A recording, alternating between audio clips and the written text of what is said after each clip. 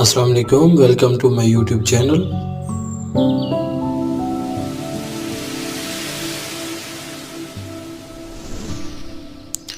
आज हम जिस टॉपिक पे बात कर रहे हैं वो एक मल्टीविटामिन है और वो विटामिन किस तरह काम करता है, किस तरह आपको फ़ायदा देता है, उसकी डिटेल आपको बताएंगे।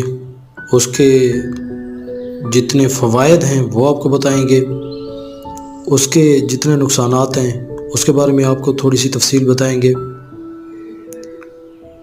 और इस टैबलेट के बारे में बताने से पहले मैं आपसे रिक्वेस्ट करूंगा कि आप मेरे चैनल को लाइक सब्सक्राइब कर लें।